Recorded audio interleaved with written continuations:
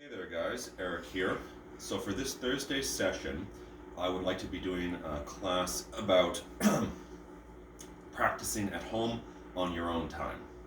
In pandemic conditions, it looks like we won't be able to practice in person for a while, so it's good to be developing some of your fundamentals while we're at home doing what we can. I'm in my living room, which as you can see has a high ceiling, so I can swing my sword around without necessarily smashing anything. I'll be discussing in this video how to practice your basic cuts, and as well as some alternatives, solutions for that if you don't have space in your house or if you don't have an actual sword yet. So I'd like to present a challenge to you guys. I would like you to do 100 vertical descending cuts on your own time in a row. The reason why we want to practice one cut at a time at high reps is to try and get that form down into our muscle memory so that we can do it automatically in an actual sword fighting situation.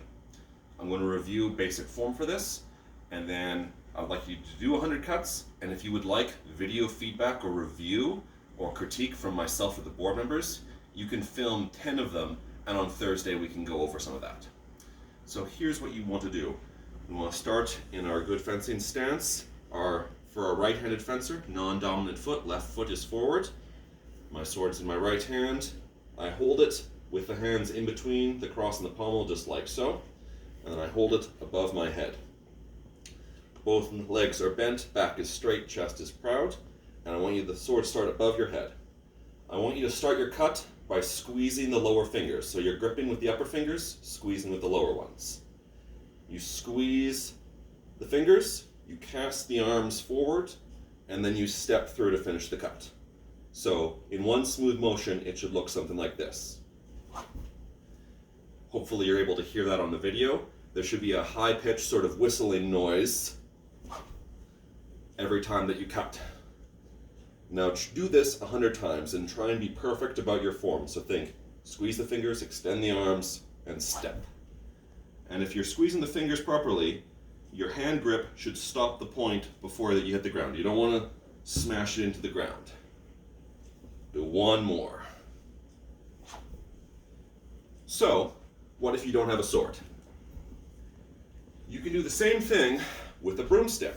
Again, grip as if you're holding your sword above the head and practice the same thing.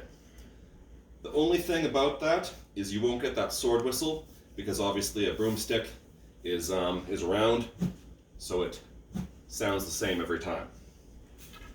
Third option, you don't have space inside your house to practice cuts and you don't have a sword. What you can do, take your hands, hook them together like that so it's in a sword grip, and practice the motion without anything. If you would like video review of your form, film 10 cuts after you've done 100, and we can provide that feedback. But if you're feeling self-conscious, you don't want to do it, or you can't film it, don't worry about that.